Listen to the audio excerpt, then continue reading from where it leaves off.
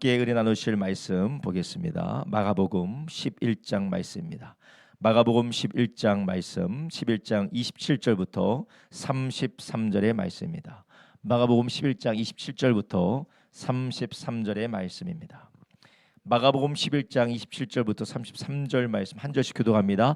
저희가 다시 예루살렘에 들어가니라. 예수께서 성전에서 걸어 다니실 때에 대제사장들과 서기관들과 장로들이 나와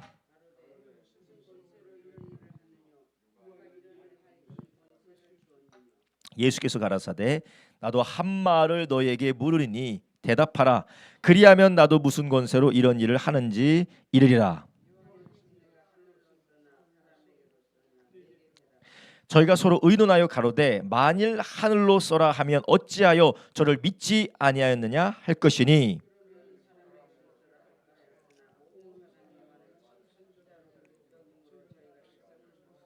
함께 있습니다. 이에 예수께서 대답하여 가로되 우리가 알지 못하노라 하니 예수께서 가라사대 나도 무슨 권세로 이런 일을 하는지 너희에게 이르지 아니하리라 하시니라. 아멘. 오늘 우리가 함께 읽은 성경 말씀 마가복음 11장 27절부터 33절 말씀을 중심으로 우리가 예수께서 우리를 찾아오실 때 겸손히 모셔라. 예수께서 우리를 찾아오실 때 겸손히 모셔라라는 제목으로 함께 은혜를 나누려고 합니다. 예수님께서 오늘 본문에 있기 전에 예수님이 하신 일이 무엇입니까? 채찍으로 어떻게 하셨어요? 막 사람들 때리셨나요? 네, 때리기도 하셨죠. 근데 뭐 때문에 그렇게 하셨나요? 성전에서 뭘 하고 있었죠? 장사를 하고 있었습니다. 성전에서 장사를 하고 그리고 성전에서 돈을 바꾸면서 하던 일이 무엇이었습니까? 사람들을 착취하고 자기의 욕심을 채우는 일을 하고 있었다라는 거예요. 성전은 누구의 집입니까? 누구의 것입니까? 하나님의 것이에요. 하나님의 것이고 그것을 대제사장들에게 맡겼고 제사장들을 통하여서 하나님의 일을 하도록 맡겼는데 그것을 가지고 무엇을 하고 있었습니까?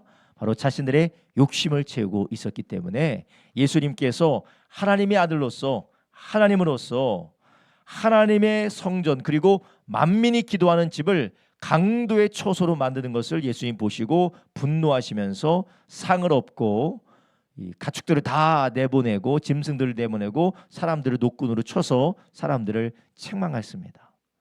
그리고 예수님께서 그 자리에서 또한 사람들에게 가르치시면서 또 여러 가지 말씀으로 가르치실 때에 그 자리에서 아무 사람도 거기에 대해서 반항을 하거나 예수님을 대적하지 않았어요. 아마 그 모습이 얼마나 위험이 있었든지 얼마나 그것이 권세가 있었든지 아무도 대적할 수가 없었습니다. 그런데 그 뒤에 하나님이 하시는 그 모든 일 다음 날에 오늘 본문에 보니까 저희가 다시 예루살렘에 들어가니라. 예수께서 성전에 걸어 다니실 때에 대제사장들과 서기관들과 장로들이 나와서 예수님께 여쭈는 거예요. 물어보는 거예요. 뭐라고 합니까? 28절에 가로되 무슨 권세로 이런 일을 하느뇨? 누가 이런 일할 이 권세를 주었느뇨? 예수님이 도대체 당신이 누군데 당신이 무슨 권세를 가지고 이렇게 상을 얻고 돈 바꾸는 상을 얻고 가축들 다 내보내고 노끈을 채찍 삼아서 사람들을 책망하고 이렇게 하느냐? 이거 다 제사장들이 시켜서 이렇게 하는 건데 왜 이거 못하도록 하느냐? 당신이 도대체 누군데? 라고 하면서 예수님의 권위가 어디로부터 오는지 묻고 있는 거예요. 여러분 이 자체가 무엇입니까? 이것은 정말로 예수님이 도대체 무슨 권세를 가지고 이것을 하느냐라고 궁금해서 호기심으로 물어본 게 아니에요. 당신은 이걸 할 사람이 아니다. 왜 이런 일을 하였냐라고 예수님을 책망하고 예수님의 흠을 잡기 위해서 이런 질문을 하고 있는 것입니다. 그런데 예수님께서 성전에 가셔서 이 일을 하시는 이유는 성전을 바로잡고 하나님을 온전히 섬기도록 하는 하나님의 사랑이고 또한 하나님의 교종의 역사였어요. 그런데 이것을 대제사장들과 서기관들과 장로들은 그것을 무엇으로 받아들입니까? 자기들에 대한 적대적인 일로 받아들이게 되는 것이에요. 우리가 하나님의 말씀을 받을 때에 우리가 하나님의 일들을 감당해 나갈 때에 우리는 늘 종종 하나님께서 우리의 삶에 개입하시고 또한 말씀하시고 우리의 삶을 인도하실 때에 때로는 우리가 납득이 되지 않고 때로는 우리가 이해가 되지 않을지라도 그것이 하나님의 역사일 때가 있습니다. 심지어는 사사건건 하나님이 역사하실 때마다 우리는 하나님의 역사가 왜 그런지도 이해하지 못하는 것이 바로 우리의 자연스러운 상태예요. 그래서 우리가 계속해서 보았지만 이사야서 55장에 하나님의 생각과 우리의 생각은 같다고 했습니까? 다르다고 했습니까? 다르다라는 거예요. 하나님의 생각은 너무나도 높기 때문에 우리는 이해하기가 어려워요. 근데 우리는 늘 그 모든 것을 나의 기준에 맞아야 되고 내가 납득이 돼야 되고 나에게 맞아야지만이 그것이 하나님의 역사다라고 우리가 편견을 가지게 되면 우리는 어떤 사람이 됩니까? 대제사장처럼, 그리고 서기관들처럼, 그리고 장로들처럼 예수님을 대적하는 사람이 되는 것입니다. 우리가 이렇게 우리의 삶에 주님이 우리가 원하는 모습으로 찾아오실 때도 있지만 때로는 우리가 원치 않고 우리가 생각지 않고 우리가 당황스러운 상황 가운데 주님께서 우리를 찾아오실 때가 있다라는 거예요. 그럴 때 우리는 어떻게 될까요? 겸손하게 예수님을 모셔야 되는 것이에요. 나랑 맞지 않는다고 나는 바란 적도 없고 나는 원한 적도 없다라고 하면서 주님을 배척하면 누구와 같이 되는 겁니까? 오늘 본문에 나오는 대제사장들과 서기관들과 장로들처럼 돼서 예수님을 어떻게 죽일까 하고 예수님을 대적하는 자가 되는 것입니다. 심지어는 성경에서 우리가 바라고 원하는 모습으로 오는 자들은 무슨 경우가 많다고요? 광명한 천사의 모습으로 오는 자들이 누구라고 했어요? 사탄이고 마귀라고 했어요. 여러분, 우리의 판단력과 우리의 기분과 감정 그리고 나의 자아를 우리가 신뢰하라고 성경은 가르치지 않고 있습니다. 오히려 성경은 우리의 육신의 생각은 무엇이라고 합니까? 사망이라는 거예요. 근데 우리가 많이 알고 내가 잘 알고 확신이 있기 때문에 나는 틀릴 일이 없다라고 생각하는 경우가 많이 있다라는 거. 이게 모두 다 우리 연약한 모습입니다. 주님께서 예루살렘으로 오실 때에 바리새인들과 대제사장과 장로들에게는 그들이 생각했던 모습이 아니에요. 군사적인 지도자로, 정치적인 지도자로 대단한 가문에서 태어난 사람이 와서 메시아라고 해야 되는데 아주 형편없는 사람들을 제자로 끌고 다니면서 여자들이 따라다니면서 형색이 볼품이 없는 모습으로 목수의 아들로 오신 분이 메시아라고 자처하고 계세요. 그런데 하나님의 말씀대로 오신 하나님의 메시아였습니다. 사람들이 받아들이고 사람들이 원하는 모습이 아니었지만 하나님의 약속한 말씀대로 오신 분이 바로 예수 그리스도셨어요. 그러니 우리가 하나님은 우리의 삶을 찾아오실 때에 우리의 육신의 생각과 나의 기분과 감정과 맞지 않을지라도 그것이 하나님이 우리 가운데 역사하시는 것이라면 겸손히 받아들이고 모실 수 있는 저와 여러분 되기를 예수님의 이름으로 축원합니다. 그렇다면 우리는 어떻게 이분이 예수님인지, 이것이 주님께서 나를 찾아오셔서 나 가운데 역사하시는 것인지 우리가 어떻게 분별하고 그분을 알아볼 수가 있을까요? 이스라엘 백성들은 무엇을 통해서 예수님이 하나님의 아들인 걸 알았습니까? 말씀대로 표적을 행하시는 예수님의 역사를 보고 알았습니다. 반드시 기적이 있어야 된다, 반드시 표적이 있어야 된다, 반드시 어떤 초자연적인 역사가 있어야 된다라고 제가 말씀드리는 것이 아니라 약속한 말씀대로 표적으로 오시는 예수님의 역사를 보고 사람들이 메시아인 걸 알았다라는 것이에요. 자신들의 기준과 자신들의 판단과 자신들의 상식으로는 맞지 않는 것처럼 보였지만 뭐와 딱 떨어져요? 하나님의 말씀과 딱 떨어지는 거예요. 하나님께서 모세를 통하여서 하나님이 나중에 나와 같은 선지자를 너희 중에 일으키실 것이다. 누구와 같다고요? 누구와 같다고요? 모세와 같은 선지자를 하나님께서 일으키신다고 하셨어요. 그럼 예수님께서 모세와 같이 하신 게 뭐가 있으세요? 예수님 모세와 같이 뭘 하셨어요? 모세는 하늘에서 만나가 내렸는데 광야에서 하늘에 만나를 먹이는, 예수님은 광야에서 무엇을 먹이셨어요? 오병이어로 먹이셨잖아요. 예수님 오병이어로 먹이셨잖아요. 그러니까 예수님께서 그 예언의 말씀대로 모든 것을 행하시는 것을 보고 이사야 말씀에서도 예수님께서 눈먼 자를 다시 보게 하고 귀머거리를 다시 듣게 하고 사람이 알 수 없는 놀라운 일을 행하시는 그 예언의 말씀대로 예수께서 오셔서 하시는 것을 보고 사람들은 무엇을 알았습니까? 메시아인 걸 알았다라는 거예요. 그런데 제사장과 서기관들과 장로들은 하나님의 말씀도 말씀이지만 자기의 기준에 맞아야 된다는 거예요. 자기의 기준에 맞아야 돼요. 자기 기준에 맞지 않으니까 그것을 거절하고 그것을 거역했다라는 거예요. 그런데 거기에 있는 거역과 거절에는 자기의 생각도 있지만 그 자기의 생각 안에 무엇이 있습니까? 바로 자기의 욕심과 탐욕이 있었다라는 거예요. 그들이 제사장으로서, 그들이 장로로서, 서기관으로서 가지고 있는 기득권들, 자기의 욕심과 탐욕을 내려놓지 못하고 그것을 붙들다가 결국 예수님을 대적했다라는 것이에요. 오늘 본문에서 성경은 뭐라고 합니까? 예수님이 무슨 권세로냐라고 할 때 예수님이 그들에게 뭐라고 질문하셨나요? 나도 너에게 하나 질문하겠다. 뭐에 대해서 질문하셨나요? 요한의 뭐요? 요한의 침례가 하나님으로부터냐 사람으로부터냐? 내게 대답하라. 그러자 뭐라고 했어요? 내가 대답하지 않을 거야. 왜요? 사람으로 쏘라라고 하면 사람들로부터 돌 맞아 주고, 하나님을 모독했다라고 돌 맞아 죽을까 봐 그렇게는 못 하겠고, 또 하나님으로부터라고 하면은 왜 믿지 않았느냐라고 할까 봐 그것을 거역했다는 거. 이걸 또 얘기하자면 하나님이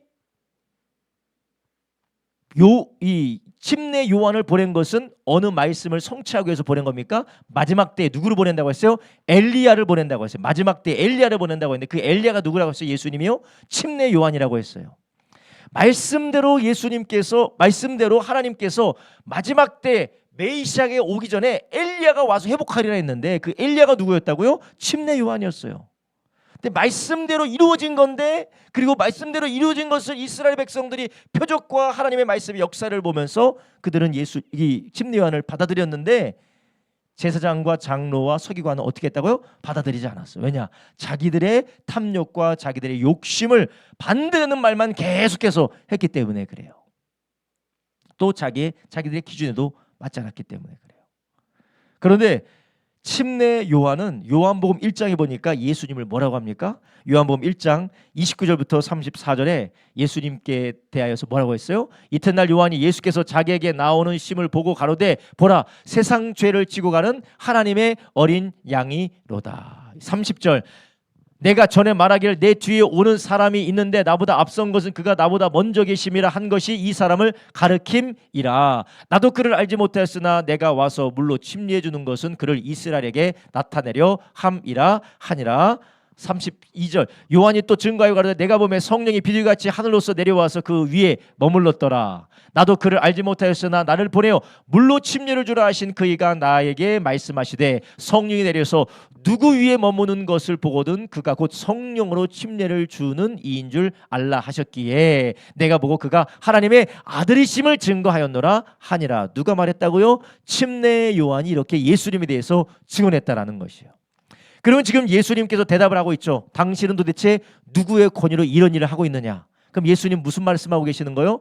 침례 요한이 증거했던 것처럼 나는 하나님의 아들이고 하나님의 메시아다라고 이렇게 말씀해주고 계시는 거예요. 그렇다면 제사장과 서기관과 이 장로들은 알아들어야 되잖아요. 근데 알아들어요? 못 알아들어요? 못 알아들어요. 여러분, 하나님은 이미 우리에게 모든 것을 들려주시고 말씀하시고 보여주셨어요. 이미 다 보여주셨어요. 그런데 우리가 그것을 깨닫지 못하고 알지 못하는 것은 욕심이, 우리의 고집이, 우리의 완고함이 우리의 귀와 눈을 닫았기 때문에 그렇다는 것이에요. 이미 예수님께서 바리새인들에게, 장로들에게 이미 모든 걸 다 말씀해 주셨습니다. 그런데 듣지 않았어요. 도대체 나 인생은 도대체 어디로 가야 되는가? 도대체 내 인생은 어디로 가야 되는가? 꼬였다. 이거 뭐 어디로 가야 될지 모르겠다. 하나님은 어떻게 하셨다고? 이미 다 말씀하시고 보여주시고 다 들려주셨어요.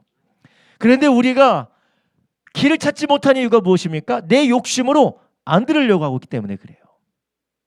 제가 오늘 이 하루 동안에 새벽 막 5시부터 시작해서 정신없이 살다가 교회에 왔는데 오늘 마음으로 너무 기쁜 게 무엇이냐? 오늘 내가 우리 교회 성도님을 4명이나 만났어요. 할렐루야. 4명이나 만났어요. 4명이나. 4, 5, 6, 7, 8, 9, 10, 15명이나 만났어요. 그래서 제 마음에 기쁨이 있고 제 안에 회복이 있어요. 그러니까 하나님의 뜻이 무엇인지 그 가운데 분별이 되는 거예요. 화성 갔다가 막 여기 갔다가 저기 갔다가 뭐 옥수 갔다가 저기 갔다가 왔다 갔다 하다 보니까 몸은 피곤하고 힘든데 막 영혼이 살아나는 것 같아요. 내가 이렇게 살아야 되는구나. 이게 내가 살아야 되는 길이구나라고 막 충만한 마음 가운데 살 것 같아요. 하나님 이미 우리에게 다 말씀해 주셨어요.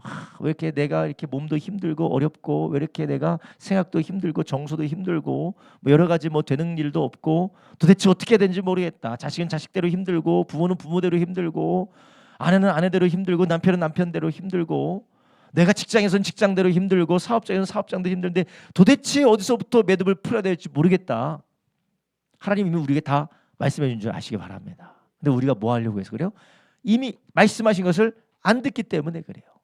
근데 안 듣는 이유가 무엇이라고 했어요? 나의 고집과 나의 완고함과 나의 욕심 때문에 그렇다라는 것이에요.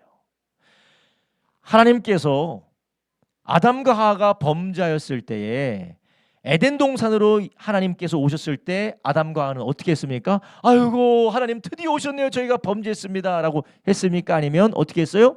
숨었어요. 하나님은 지금 뭐하러 오시는 거예요? 죽이러 오는 겁니까? 살리러 오는 거예요? 살리려고 오는 거예요. 옷 치워주려고 오시는 겁니다. 그들로 깨닫게 하기 위해서 살 길을 열어주시기 위해서 오는 거예요. 그런데 아담과 하와는 어떻게 하는 거예요? 자기의 욕심과 자기의 범죄로 해서 마음이 오염되었으니까, 마음이 뒤틀려졌으니까 하나님을 피하고 숨게 되는 것입니다. 지금 제사장들, 장로들, 바리새인들, 서기관들, 예수님께서 오셔서 이렇게 상을 엎고 노끈으로 채찍을 만들어 다 내쫓는 것, 이게 예수님께서 죽이려고 하는 것입니까? 살리려고 하는 것이요? 살리려고 하는 것이에요. 그런데 못 알아듣는 것, 오히려 예수님을 죽이려고 한다는 것이에요. 여러분, 하나님이 우리의 삶에 찾아오실 때 늘 우리가 좋아하는 모습으로, 괜찮은 모습으로, 정말 내가 볼 때 이해가 되는, 납득되는 모습으로 하나님 우리를 찾아오시는 경우는 거의 드물어요. 바울이 자국해 되지 않기 위하여서 하나님께서 바울에게 무엇을 허락해 주셨나요? 천사의 축복을 허락해 주셨나요? 아니죠. 사탄의 가시를 허락해 주셨어요. 고린도후서 12장에 보면 사탄의 가시를 허락했다라는 거예요. 사탄의 가시를 뭐 하기 위해서요? 교만하여서 넘어지지 않게 하기 위하여서.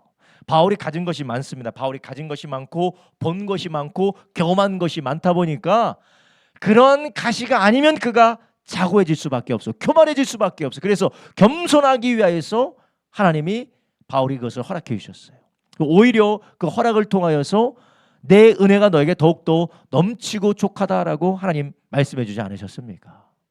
예수님이 우리의 삶을 찾아오시고 우리 삶에 역사하실 때 늘 우리가 보기에 괜찮고 행복하고 나에게 납득이 되는 모습으로 오시는 것이 아니에요.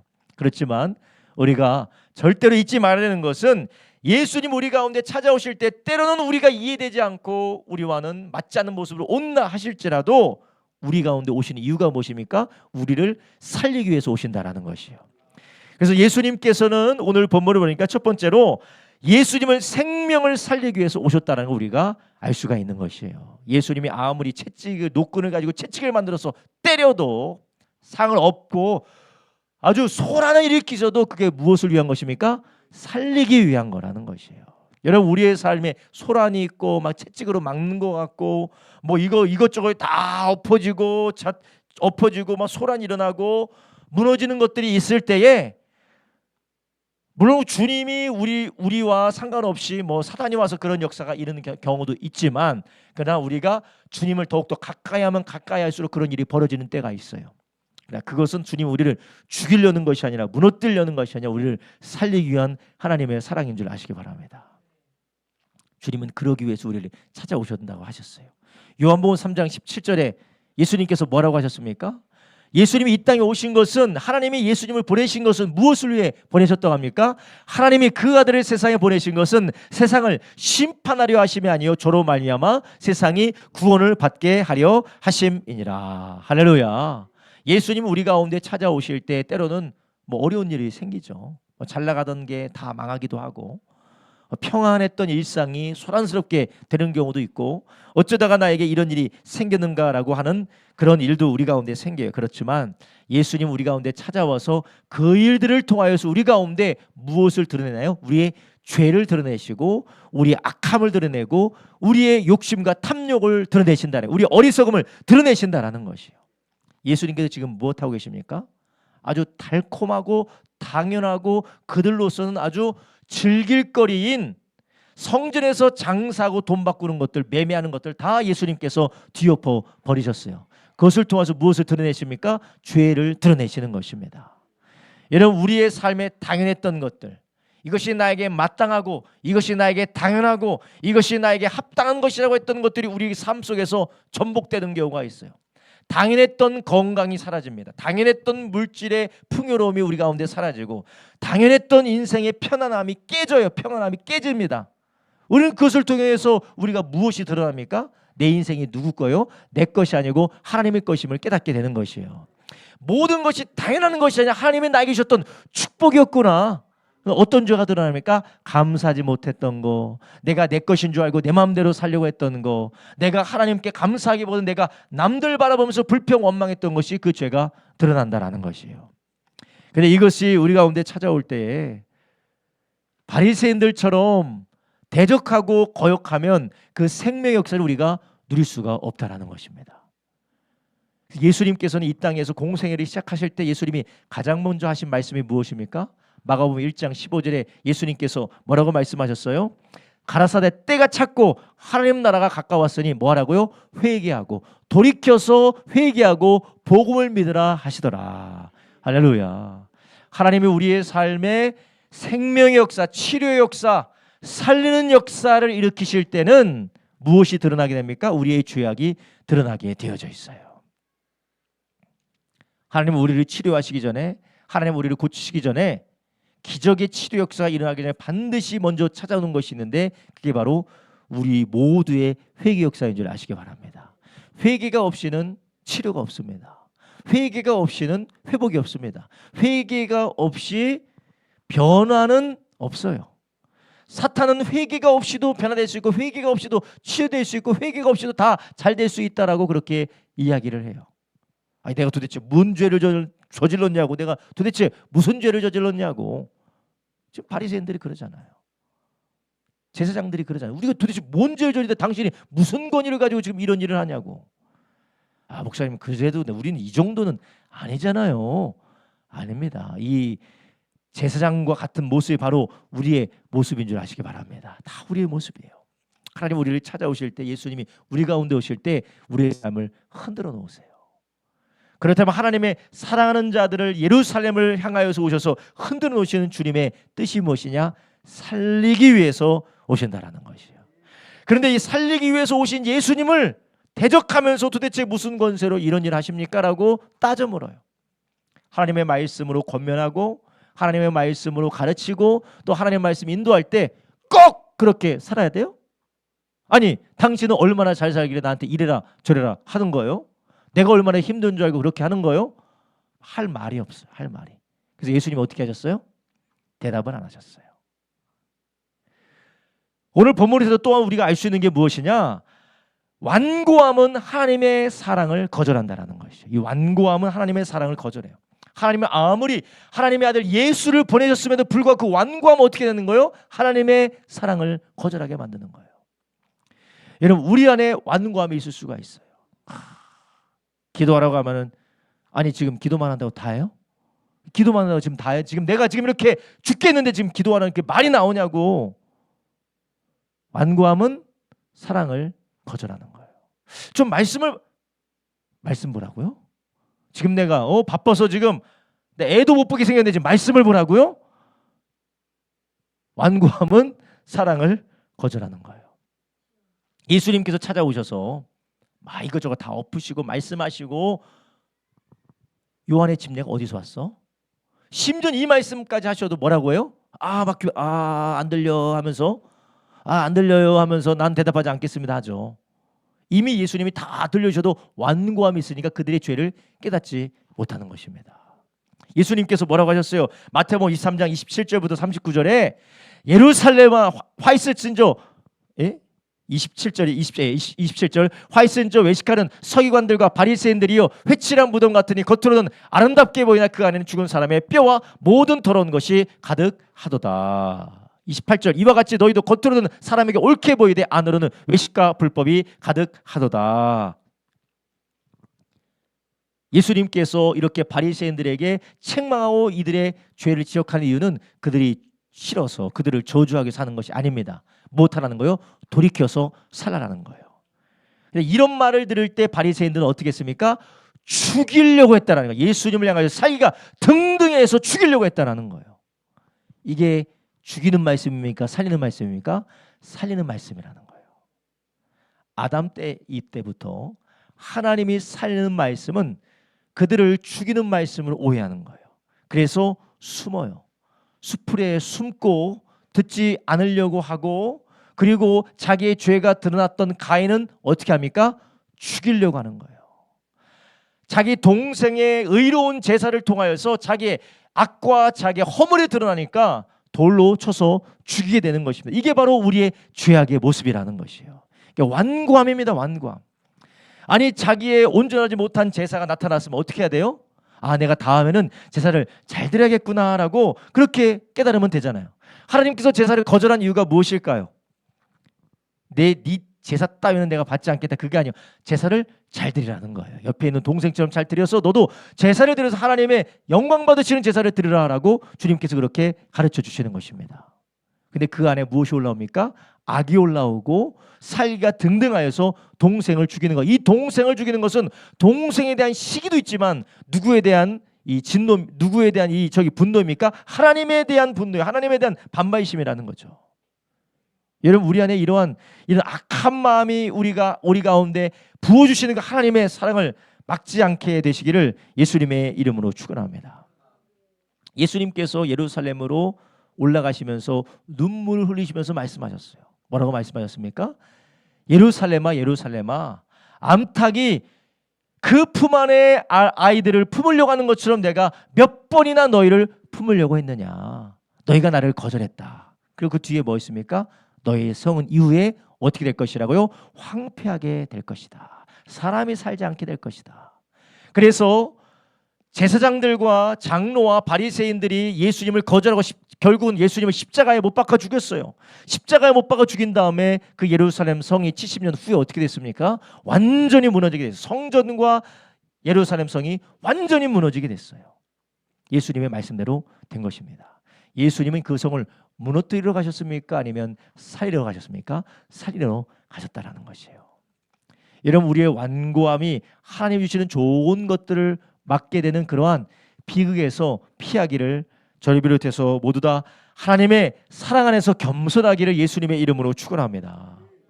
여러분, 우리 안에 이런 완고한 마음이 있어요. 완고한 마음, 나의 의를 드러내려고 하고 받아들이려고 하지 않고 살리려고 하는 말을 죽이려 하는 말로 듣게 하는 거.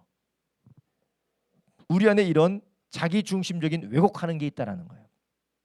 어떤 사람을 보면 정서적으로 건강하지 못한 사람은 또 아무리 누가 이야기를 해도 그것을 고지고대로 받아들이지 않습니다. 왜곡해서 받아들여요. 저 사람이 나를 죽이려고 한다. 저 사람이 나를 시기하려고 한다. 저 사람이 나를 미워한다. 저 사람이 나를 안 되게 하려고 저렇게 행동하는 거다. 아무렇지 않게 한 행동과 말을 꼬아서 듣는다라는 거예요. 이게 더 깊이 가면 뭐가 됩니까? 피해망상 정신병이 되고 심각한 정신질환이 돼요. 예를 들면 영적 질환도 있어요. 영적 질환. 하나님의 살리는 말씀이 나에게 무엇입니까? 나를 수치 주고 나를 괴롭히고 나를 고통스럽게 하고 나를 고운하는 말로 듣는다라는 거예요. 여러분, 우리 안에 이런 영적인 질환들이 다 진리 안에서 치료되시기를 예수님의 이름으로 축원합니다. 그럼 목사님, 내 안에 이런 영적 질환과 영적인 질병이 있는지 없는지 어떻게 진단하나요? 옆에서 누군가 기도하십시오. 순종하고 절제하고 하나님의 뜻을 구합시다 하면은 아멘 나오면은 질병이 없는 거예요. 아직은 발현이 되지 않은 상태예요. 다 이거 그런 인자들은 가지고 있어요. 우리가 감기 걸리는 건 다 그런 인자들이 있잖아요. 면역이 약해지면 감기가 걸리고 기침을 하고 뭐 코도 나오고 목도 아픈 것처럼 우리 가운데 거기에 그런 질환이 있는 사람이 누구냐? 기도해야 됩니다. 더 하나님 의지해야 됩니다. 하나님 말씀 따라 살아야 됩니다. 우리가 하나님 말씀대로 살고 있는지 아닌지 우리가 분별해야 됩니다라고 해야 되는데, 그때 발끈하는 마음이 들고 짜증이 나고 혈기가 나고 당신은 얼마나 잘하는데 나한테 이래라 저래라 하냐? 네가 하나님이냐? 여기 하나님이 한 명 더 있네 하는 생각을 가지고 있으면 상당히 이 질환이 깊은 거예요. 매우 깊은 거예요. 아주 깊은 거예요. 여러분, 이 완고함이 무엇을 막는다고요? 하나님의 사랑을 막는 거예요. 그래서 예레미야서에도 그랬죠. 너희의 죄가 나로부터 오는 모든 좋은 것들을 어떻게 했다고요? 막았느니라. 우리는 하나님의 사랑 안에서 매일매일 주의 사랑 안에서 치유되시기를 주님의 이름으로 축원합니다. 가장 어리석은 사람이 누굽니까? 자기와 수준이 비슷한 사람끼리만 맨날 노는 사람이 아쉬운 사람이에요. 그렇죠? 수준이 비슷한 사람이면 뭐가 잘못됐는지도 몰라요. 그냥 자기 수준에서 맞다고 서로가 그래, 아이고 그래 그렇지. 이런 걸 뭐라고 합니까? 바보들의 합창이라고 하잖아요. 바보들의 합창. 비슷한 사람끼리 모여서 아이고 맞아 하면서 바보들의 합창이 있어요. 그런데 늘 자기보다 뭔가를 좀 알고 좀 수준이 좀 이 연단이 되어서 많은 것을 두루 경험하고 조언해 줄 수 있는 사람을 만나면 어때요? 성장할 수가 있어요. 그런데 비슷한 사람끼리 끼리끼리 모여가서 있으면 성장이 안 됩니다. 여러분, 이것이 뭐 인생 사회도 되겠지만 우리 영적으로는 하나님의 말씀을 늘 가까이 하자면 우리는 점점 영적으로 퇴보할 수밖에 없는 줄 아시기 바랍니다. 예, 우리는 성령께서 우리 가운데 믿음의 사람 묻혀주시고 하나님의 말씀을 들려주셔서 마치 영적인 질병에 빠져서 하나님을 오히려 거역하고 배반하고 하나님의 마음을 아프게 하고 있던 제사장과 장로들을 깨닫게 하시는 예수님을 보내줬더니 어떻게 하고 있어요? 예수님을 죽이려고 하고 있다는 것이에요. 여러분, 우리도 이런 하나님의 말씀을 우리 가운데 듣게 하시고 깨닫게 하시고 우리를 인도할 때에 우리는 하나님의 사랑 안에서 받아들이는 은혜가 있기를 예수님의 이름으로 축원합니다. 야고보서 4장 6절에 이렇게 말씀하세요. 겸손한 자에게 하나님은 무엇을 주신다고요? 은혜를 주신다라는 거예요. 더욱 큰 은혜를 주시나니 그러므로 이르렀을 때 하나님이 교만한 자를 물리치시고 겸손한 자에게 무엇을 주신다고요? 은혜를 주신다. 완고함은 하나님의 사랑을 거절하게 하지만 겸손한 자에게 뭘 주세요? 큰 은혜를 계속해서 주신다라는 것이에요. 은혜를 계속해서 주신다. 여러분, 우리가 하나님의 말씀을 들을 때라든지 아니면 우리가 이웃과 교제하면서 성령의 감동으로 우리에게 들려지는 이야기가 우리의 치부를 드러낼 때가 있어요. 목사님 정말 기도 안 하네. 목사님은 사는 것이 참 거의 건달 수준으로 사네. 그럴 때 기분이 나빠요. 그래도 그것이 맞으면 어떻게 해야 돼요? 받아들이면 내가 변하게 되는 것입니다. 받아들이면 내가 살게 되는 것이에요. 겸손한 자에게 무엇을 준다고요? 은혜를 베풀어 준다.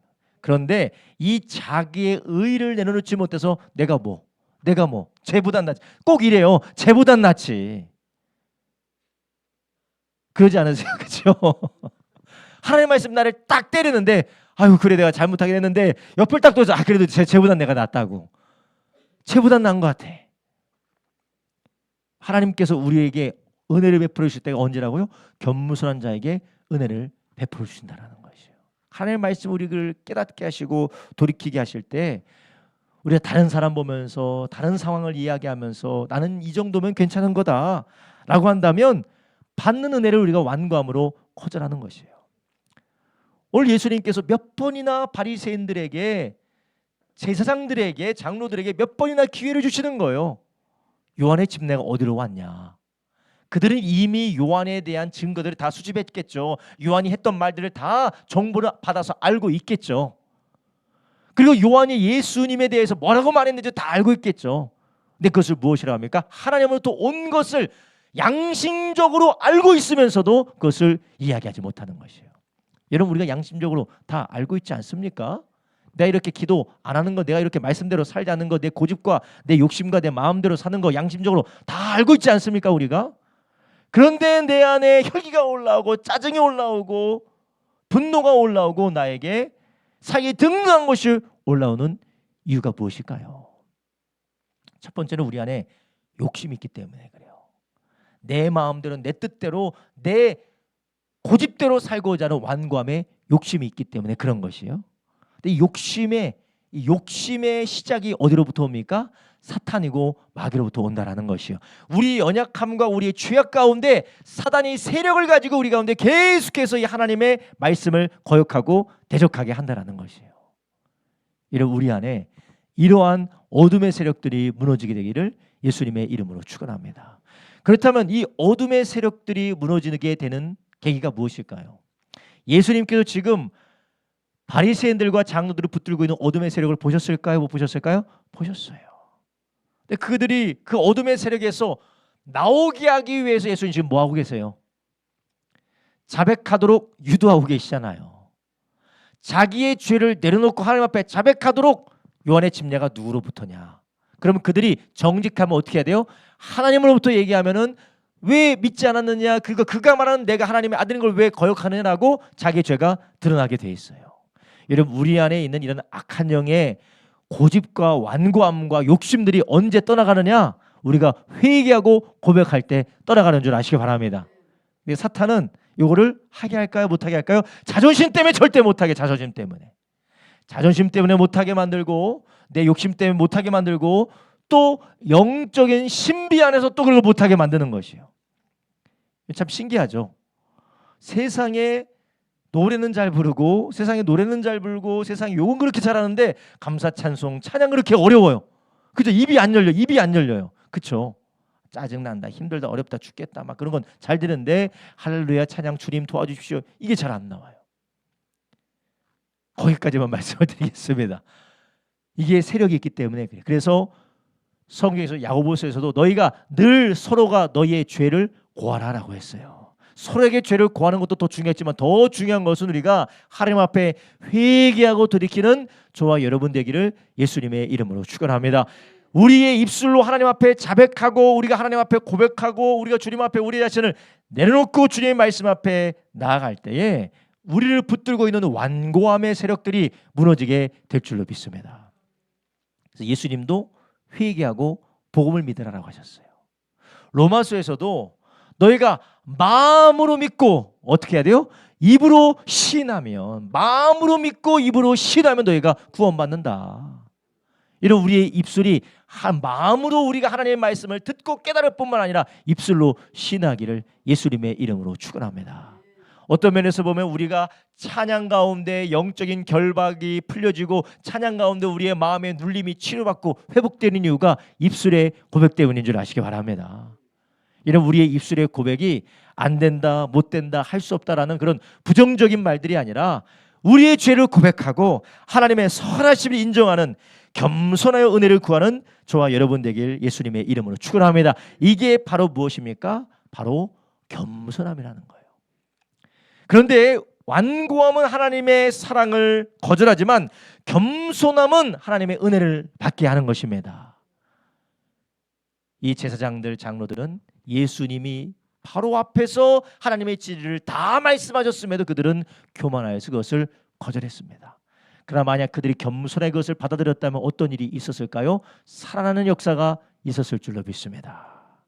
마지막으로 겸손함으로 우리가 주님을 영접해야 된다는 것이에요. 주님은 늘 우리를 찾아오시는 줄 믿으시기 바랍니다. 늘 성령께서 우리에게 감화하시고 감동하시고 하나님의 말씀을 통하여서 우리가 회개하고 돌이켜서 주님을 영접하기를 주님께서는 기다리고 계시다라는 것이에요. 주님은 우리가 겸손하여 주님을 사모하고 주님을 영접하고 주님을 모셔드릴 때에 주님께서 우리 가운데 오셔서 큰 은혜의 보좌를 베푸시는 줄 믿으시기 바랍니다. 제가 늘 말씀드리지만 엠마오로 가는 제자들이 누구를 만납니까? 예수님을 만났어요. 근데 예수님의 변화된 모습을 제자들이 알아봅니까? 못 알아봐요? 못 알아봐요. 그래서 예수님께서 율법을 풀어서 하나님의 말씀을 풀어서 이 메시아가 고난 가운데 고난을 통해서 영광에 들어갈 것, 그래서 예수님이 부활하신다는 그 소식이 약속된 말씀이라는 것을 들었을 때 그들의 마음이 뜨거워져요. 그래서 이분이 하나님의 사람인가 보다, 이분이 참 하나님 말씀을 잘 가르치시는구나라고 할 때에 이 제자들이 참 뭔가를 깨달았을 때 예수님 뭐 하려고 하세요? 더 지나가려고 하세요. 더 지나가려고 하십니다. 이제 다음 동네로 가려고 제자들과 이제 작별 인사를 하려고 하셨어요.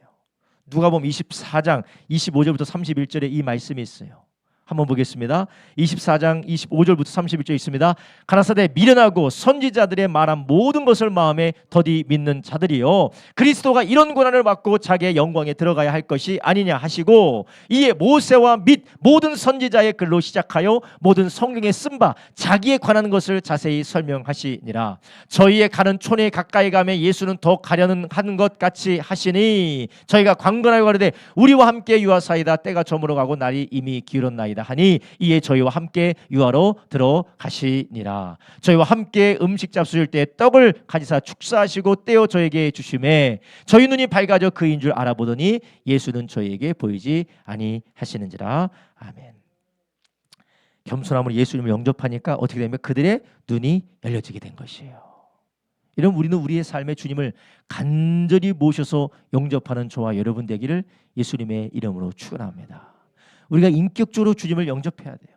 여러분, 우리가 인격적으로 갈구하는 대상들이 있지 않습니까? 인격적으로 누군가에게 잘 보이고 싶어하고 누군가를 초청하고 싶고 누군가를 사모해서 그 사람을 만나고 싶어하고 그 사람과 교제하고 싶어하는 그런 간절함으로 우리가 예수님을 모셔드리기를 주님의 이름으로 축원합니다. 그게 바로 겸손함이라는 것이에요.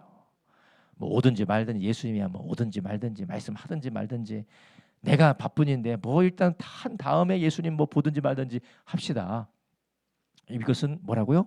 완검이라는 거예요. 우리가 겸손함으로 주님의 말씀을 이해가 되지 않고 뭔가 납득이 되지 않지만 그러나 하나님이 우리에게 말씀하셨다는 것에 감사함으로 순종하러 따라갈 때 우리는 주님이 주시는 큰 은혜 누리게 될 줄로 믿습니다.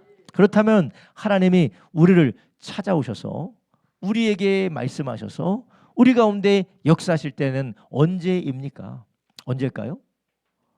항상 우리 가운데 감화감동으로 성령이 찾아오실 때가 있어요. 아유, 내가 기도를 해야 되는데, 내가 누구를 위해서 기도해야 되는데, 이건 나의 정신적인 작용이 아니라 성령의 역사인 줄 아시기 바랍니다. 성령의 역사, 우리 가운데 있는 성령의 역사예요. 내가 기도해야 되는데, 내가 누군가를 위해서 중보해야 되는데, 내가 이런 일을 감당해야 되는데, 여러분 그런 일 있지 않나요? 뭐 내가 누군가를 생각하면서 내가 기도해야 되는데 하는데 그 사람한테 카톡이 와요. 내가 누군가를 위해서 기도해야 되는데 하는데 나중에 보니까 그때 무슨 일이 생겼어요.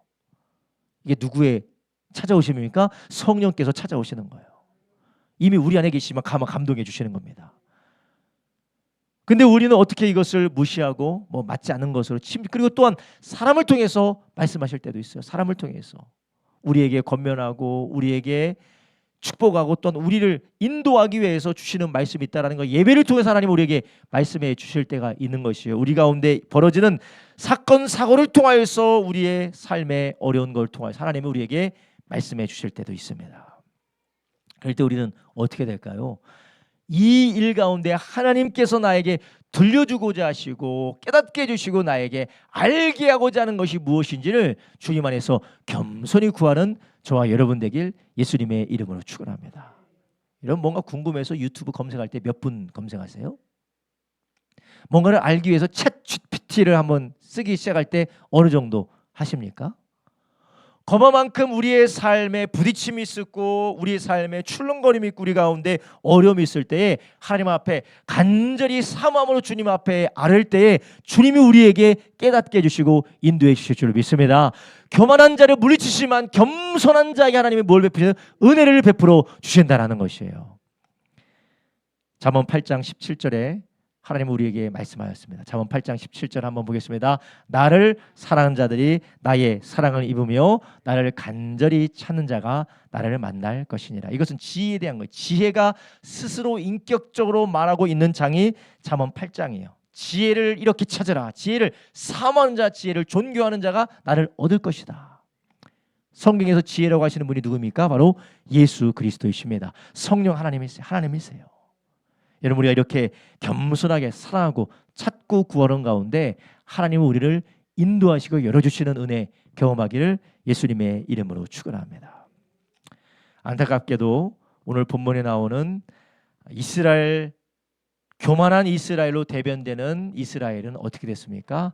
70년 후에 다 망했습니다. 뿔뿔이 흩어졌습니다. 완전히 성전이 무너지고 예루살렘이 망했어요. 근데 더 놀라운 일들은 그들이 예수님을 직접 보았고 예수님을 직접 알았고 그리고 예수님부터 직접 들었다라는 것이에요. 그리고 시간이 지나서는 예수님의 제자들이 성령 충만 받아서 전도했는데도 듣지 않았다라는 것이에요. 이런 우리가 그런 완고함으로 하나님의 은혜를 거역하는 사람 되지 마시기를 예수님의 이름으로 축원합니다. 여러분, 우리는 어떻습니까? 우리는 우리의 마음이 완고하셔서 하나님이 아무리 말씀하시셔도 듣지 않고 아무리 우리의 삶을 인도하기를 원하셔도 우리가 거절하고 거역한다면 우리는 주님의 사랑 안에서 우리를 치료하시고 고치시고 회복시켜 주시는 것을 우리가 거역하고 우리가 그것을 거절하게 되는 것이에요. 바라기 우리 모든 성도님들이 오늘 나오는 바리새인들처럼 대제사장들처럼 장로처럼이 아니라 겸손한 하나님의 사람들처럼 살아나는 역사의 길을 예수님의 이름으로 축원합니다. 33절에 아주 무서운 말씀이죠. 오늘 본문 33절에 이런 말씀하십니다. 예수께서 대답하여 가로되 우리가 알지 못하노라 하니 예수께서 가라사대 나도 무슨 권세로 이런 일을 하는지 너에게 이르지 아니하리라.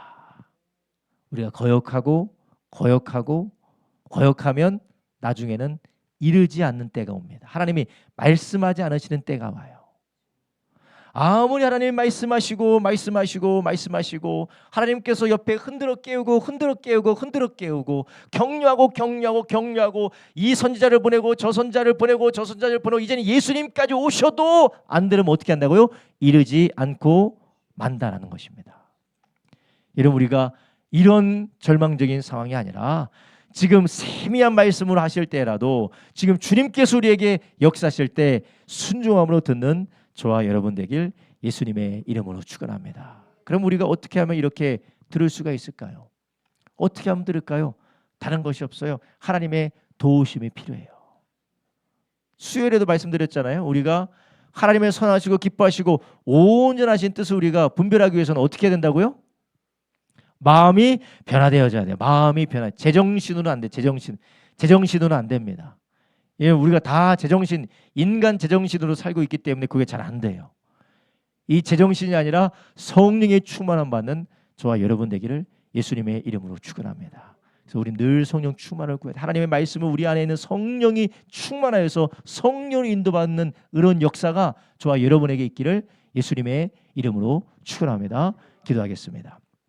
이 시간에 함께 기도할 때 주님, 주여 우리 안에는 완고함이 변하여서 겸손함으로 변화되게 하여 주시옵소서. 하나님, 주님께서 우리를 살리기 위하여서 우리에게 말씀하시고 주님께서 우리를 온전케 하시기 위하여 우리 가운데 역사하실 때에 하나님, 우리가 거절하고 거역하고 하나님, 우리가 대적하고 있는 어리석음을 내려놓게 하여 주시옵시고 겸손히 주님 영접할 수 있도록 우리 가운데 역사하여 주시옵소서. 우리가 주여 세 번으로 합심하여 기도합니다.